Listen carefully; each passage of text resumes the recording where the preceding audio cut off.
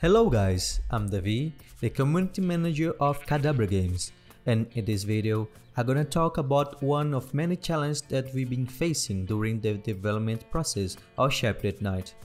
The concept of Shepherded Knight revolves around the player herding the sheep and exploring the world alongside them. With this in mind, we explored innovative solutions to keep players engaged with the flock, which is the core of the game. During playtesting, we noticed that the player would go too far from the sheep just to kill the enemies and forget about the flock. This was problematic because the game's core focus is to protect and care for the sheep, not kill everything around and forget about the flock. Letting the player go around without the flock made it feel like a different game, deviating from the original idea of herding the sheep as a knight. We began brainstorming ways to solve this issue. We thought about finding something that would force the player to stay close to the sheep or something that would make them want to stay near the flock.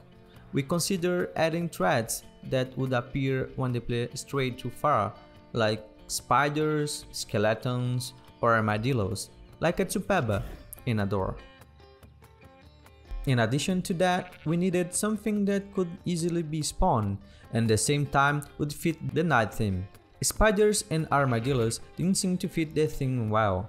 Skeletons seem to be a good solution because they can be easily spawned and fit very well with the theme that we proposed. But we're forgetting about a creature that has always been a challenge for knights: dragons. A flying mythological creature could solve both problems. It can easily spawn from the sky and serve as an imminent threat, punishing the player if they stray too far from the flock for too long. Before making concept arts and 3D models of a dragon, we first need to develop a prototype of this mechanic, putting it into practice to see if it will really work. For the practical test, we needed a 3D asset to experiment with the dragon mechanic, so we brought in this intimidating yet also dragon called Spreek from our first game, a door. As a temporary 3D asset, Spreek already has finished animations, making testing easier. During the test, we explored the concept of what happens when the player stays too far from the flock and how the dragon would behave in the game. Theory and reality can often be worlds apart, where a new idea involving the dragon might not work, potentially forcing us to start over or, in the worst case scenario, abandon the game. Fortunately, the task was quite satisfying. Since the idea worked so well, we can move forward. And, of course, Shepherded Knight needs its own dragon. Sorry, Spreek. There are a few types of dragons, and we had to choose one to start with. We needed a dragon that wasn't too big.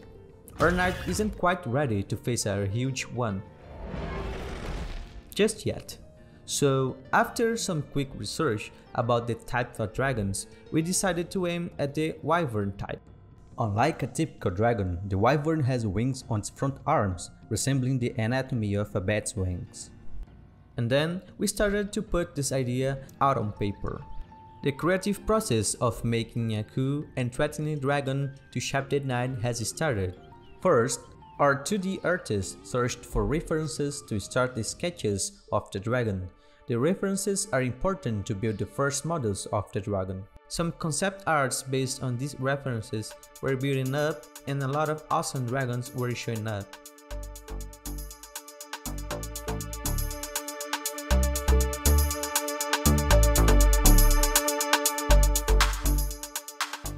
Unfortunately, we can't choose all of them. Then, we choose one and started to improve it, like which set of teeth fits better, the tail, etc. After making a few changes, we ended up with this awesome dragon. Now, we just need to choose its colors. We had a few options to choose between.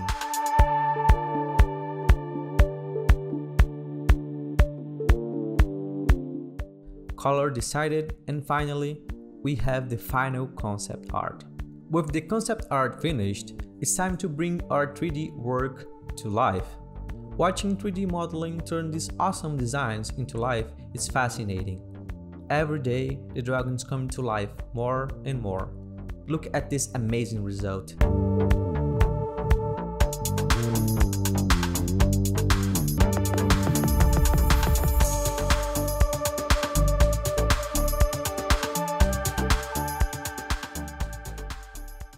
Before replacing the sprig, we must make some animations for the new dragon.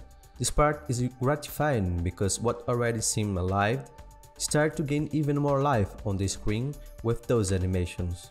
Once we have the base animations like standing, flying, and catching the ship, we can finally see how it will look in the game. Of course, it will still need plenty of adjustments and refinements. Initially, adding only one creature didn't seem to change the game much, but the gameplay test involving this new mechanic felt really good. Since the game isn't combat focused, a critically wounded wolf will flee, tempting players to chase it and leaving the ship vulnerable to other enemies. Dragons, being opportunistic, added to the challenge, keeping players vigilant and protecting the flock. This added a layer of strategy and requiring players to balance combat and ship protection more effectively, turning the game more deep and fun to play.